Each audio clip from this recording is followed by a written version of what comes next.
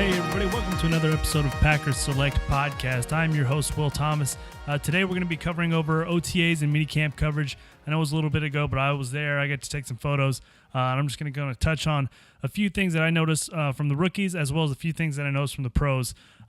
First thing off, starting with the rookies, J.K. Scott has a howitzer for a leg. But it's odd. He doesn't have like a big boom to his thing. He's just a really long-levered punter. He has very smooth golf swing to his actual punt with his plant foot. Everything. It's just a very fluid, easy. Almost looks like he's lazily punting, but I mean he was getting consistent hang times in the 4.5 seconds, which is crazy. He was booting it from 45 to 55 yards consistently, which is amazing and what you want. And if we can actually utilize that weapon to flip the script and give Rodgers a good field position, or the other opposing offense's good field or bad field position, man, it'd be really nice to see Aaron Rodgers not have the ball consistently at his own 10, at the visitor 10 or the visitor 20. Another thing, going to the rookie running, or the Wookiee wide receivers, nice. The rookie wide receivers, a few things I noticed. Equanimeous St. Brown, he made plays here and there, but he definitely stood out in his ability to just be studious. Everywhere that he was, whether he was on the sidelines, whether he was actually watching plays develop, whether he was in the plays, you could see that he was dialed in. And more importantly, when he wasn't in the plays, that's when you noticed it the most, just because he was so laser focused, and that's something you'd really like to see out of a rookie. Marquez Valdes-Scantling, man, if there was somebody I would have pegged not to make as many plays, there's no knock on him. He was just a deep threat burner in college, and he was his training with Randy Moss is definitely showing, because he was doing a lot of little things that I didn't expect him to do. He had a lot of subtle tweaks throughout his routes, a lot of dips, a lot of bending of his hips, exploding out of him with explosive, violent hips. He was making tons of plays. And Jamon Moore, man, he was looking a lot like Davante Adams. He has the suddenness that Davante Adams has at the top end of his routes, as well as the beginning. He just has a lot of wiggle to get free, and he reads the top of that route tree very well. So he was really promising to look at. So all three of those guys checked a lot of boxes, and they all look really promising. Moving over to defense right now, Oren Burks.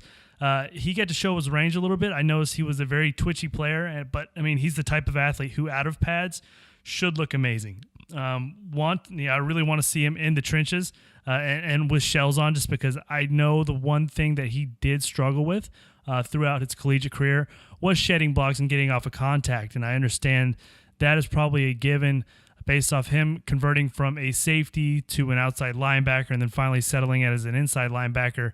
He really relied on his speed and his athleticism, and he never really got to refine those techniques, constantly bouncing around from position to position. So I expect him to actually, mold that technique and kind of cultivate it. But for right now, he looks amazing. But like I said, out of shells, that's pretty much what he's going to be. He's that type of athlete. Going over to the defensive backs, Jair Alexander. To me, he lives up to the bill from the eye test. But again, out of pads, sure. I think I need to see him in pads, but he showed off his athleticism, his punt return ability. He was great at tracking the ball, and he definitely showed off his mouth, catching the eyes and the ears, fortunately, of Aaron Rodgers, to where Rodgers said, yeah, I mean, they're making plays, which is good, but I'm going to have to put them in their place come training camp. So that's going to be really exciting to watch. Josh Jackson, I think he also showed me surprising range as well. But more noticeably, he showed off his length. He has extremely gangly limbs. I mean, you look at him, it's impossible to notice that he's 6'1", but he has the length of like a 6'5" man. It looks like John Jones type's arms and legs out there, which combined with his ability to play the ball in space, given that he was a former wide receiver, it definitely contributed to his picks he had in college. So he looked well, especially off just tracking the ball. Obviously, I think he's going to need a little bit of work in man coverage, but I mean, that'll eventually come. He has the size and the speed to do so. So hopefully that'll translate. Moving over to the pros side of the ball, or the veteran side of the ball. First thing I noticed is best of luck guarding Rodgers to Jimmy Graham. There was a few times where they just looked unstoppable, especially in the red zone. I remember there was one fade route that they threw to Jimmy, and man, it's like he just pretty much embarrassed the DB on the coverage. I can't remember who it was. I want to say it was Herb Walker's. But Jimmy's hard for anybody to handle. But Jimmy to Rodgers, you have another Breeze-esque type arm thrown into the ball, arguably better than Breeze with Rodgers. I think Jimmy's going to be an unstoppable juggernaut across the middle and in the red zone. One thing that I do also think is that the red zone will be insanely fun to watch this year. With Graham and Lewis in there on a few downs that I got to watch, it honestly felt like who's Rodgers going to pick on this play DB-wise. They were out there just melting DBs, both young and vets. I'm not just trying to throw the rookies and the undrafted free agents under the bus. They were just melting a lot of players, which is good because I don't think we've had that type of red zone threat in quite a while. The last red zone threat we had was Finley. After that, you had Corliss, you had Richard Rodgers, who were reliable, but that you have to dial in on. Moving over to the wide receivers, Geronimo Allison, he consistently flashed and made plays with Rodgers at the helm. Man, when they were on the sideline, he was right there in his pocket, just talking his ear off, trying to find out little tweaks, what he can do to get better, what he can do to make it easier for Rodgers, which is what you want to see, and which is why, he, as a rookie, did something that not a lot of, wide receivers end up doing, cough, cough, Jeff Janis, is that he just earned Rodgers' trust. It's hard to earn that rapport, and you constantly making plays, constantly being where you're supposed to do, or where you're supposed to be, doing everything that you can do for Rodgers, instilling his trust.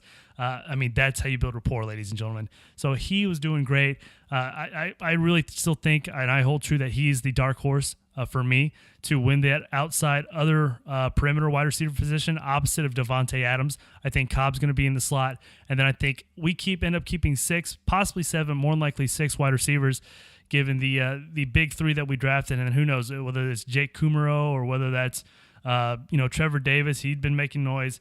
It'll be interesting to watch, see the wide receivers develop. And then last but not least, the DL and the O-line, it's too hard for me. I'm not really going to talk too much over what they did throughout mini camps and OTAs, just because it's too hard to judge out of shells.